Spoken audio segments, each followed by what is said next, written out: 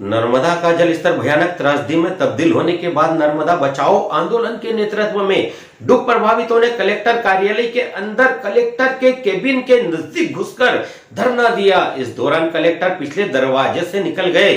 करीब 1.5 घंटे के इंतजार के बाद भी कलेक्टर लौट कर नहीं आए तो खंडवा बड़ौदा स्टेट हाईवे पर आक्रोशित प्रभावितों ने पिछोड़ी के बच्चू राम का शव रखकर प्रदर्शन किया और चक्का जाम शुरू कर दिया।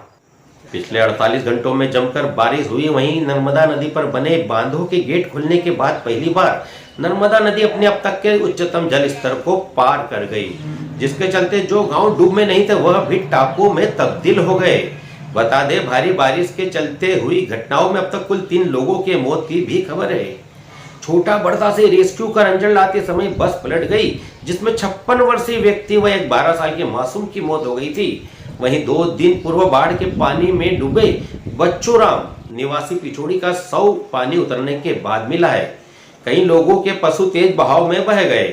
जिला प्रशासन के ढीले रवैये के चलते डूब प्रभावित आज आक्रोशित होकर कलेक्टर कार्यालय में जा घुसे। वहीं मेधा पाटकर ने पूरे मामले में प्रशासन व सरकार पर लापरवाही के आरोप लगाए हैं। उन्होंने कहा, प्रधानमंत्री मोदी के जन्मदिन पर सरदार सरोवर के बांध के गेट नहीं खोले, जबकि मध्य प्रदेश में भारी बारिश के चलते नर्मदा ने रौद्र रूप अपना लिया है। अचानक से नर्मदा का जल स्तर बढ़ने के चलते इस तरह की घटना सामने आई है।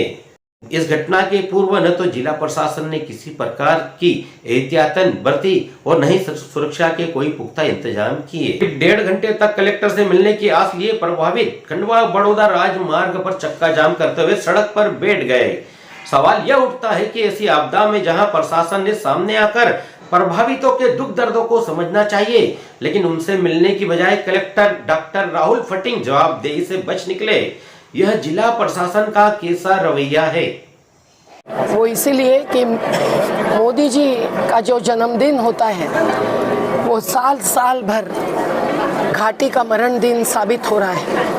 और इस बार 16 सितंबर से जो बाढ़ कहते हैं, घाटी के किसान, मजदूर, मछुआरे, पशुपालक, कुम्हार सब भुगत रहे हैं। विशेष बात यह है कि सरदार सरोवर के नाम से जो बैक वाटर लेवल्स 1984 में लगे थे, उनको बदलने की एक साजिश सरकार ने चलाई और 2008 से 2010 तक एक नर्मदा नियंत्रण प्राधिकरण यानी NCA ने एक कमेटी बनाई।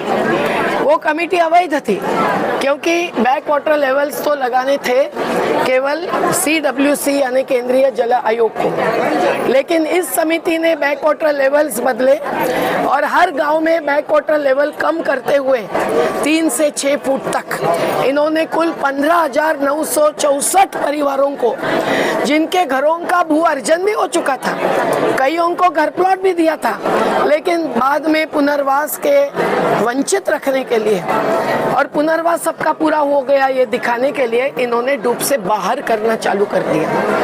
आज जो डूब से बाहर किए गए थे उन सबको डूब भुगतनी पड़ी है 16 सितंबर 17 सितंबर को। अगर ये बात थी कि इनको डूब से बाहर कर दिया तो इनके घर या खेत जो भी संपादित किए थे, अर्जित किए थे, उनको वापस करना था। उसके बदले इनको पुनर्वास से वंचित रखा और इस पर हमारी बार चर्चा होती रही।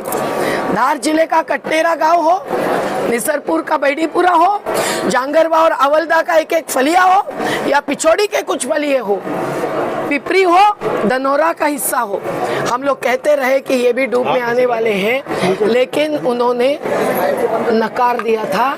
जो आज जिसके साथ खिलवाड़ कर दी वो प्रकृति और नर्मदा ने बात साबित की है और इसमें बिना भू अर्जन के कई लोगों के खेत भी डुबाए गए हैं, रास्ते डुबाए गए हैं। तो ये सब सरकार की अक्षमता ही नहीं, असंवेदना भी बताती है। और जो डूब आई है उससे बड़वानी का ही आप जायजा ले लें तो छोटा बड़दा से पिछोड़ी तक, पिछोड़ी से आवलदा, बिजासन, बोरखेड़ी तक जो डूब आई है उसका एक भी पंचनामा नहीं हुआ है।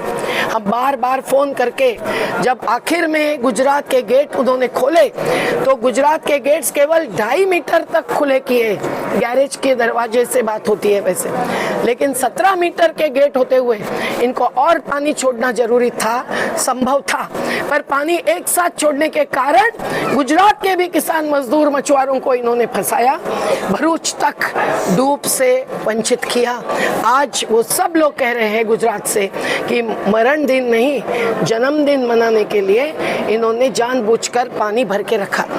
केंद्रीय जल आयोग के 2018 के नियम है कि हर जलाशय 31 अगस्त के रोज 25% खाली रखना चाहिए, ताकि उसके बाद जो बारिश आएगी, और अभी जलवायु परिवर्तन के कारण कुछ दिनों में क्या कुछ घंटों में सैकड़ों मिलीमीटर बारिश आती है, तो इस पानी को समाने के लिए जलाशय खाली रखने थे, इन्होंने नहीं रखे। और फिर बरगी के बेट खोले, इंदिरा सागर के खोले, ओंकारेश्वर के खोले, लेकिन एक भी गांव में एक भी सूचना नहीं दी।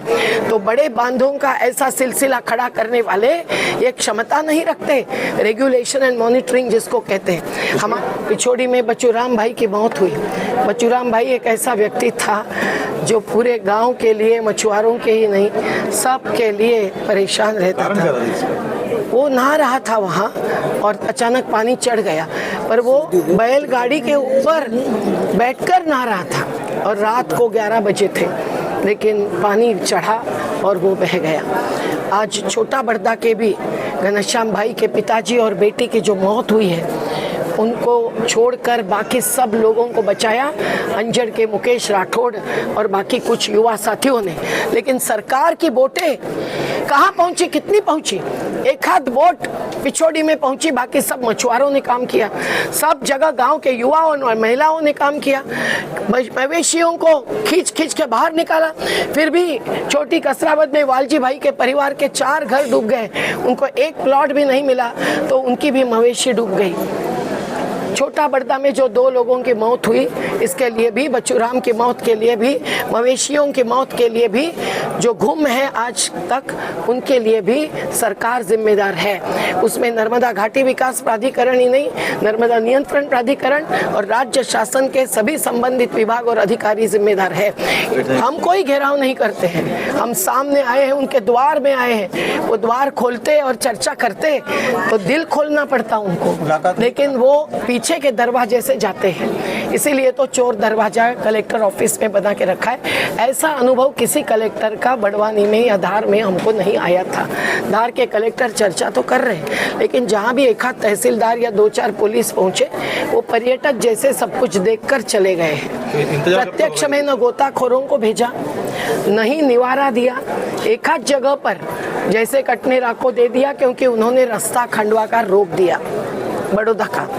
क्या हम सबको सभी रास्ते जाम करने पड़ेंगे? खलघाट धर्मपुरी नगर में भी जो डूब 2013 में आई थी, उससे कई गुना ज़्यादा डूब आई है, उनका भी पुनर्वास नहीं हुआ है। हम तो इंतजार करने का तय करेंगे, कब तक करेंगे और आगे कदम कैसे बढ़ाएंगे ये भी करेंगे, पर निर्णय उनको लेना है, सोचना उनको है। तो दोस्तों, सामाजिक सरोकारों से जुड़ी या राजनीतिक क्षेत्र की तमाम छोटी बड़ी खबरों को देखने के लिए अभी हमारे news channel news today MP को सब्सक्राइब करें और लाइक व शेयर करना ना भूलें।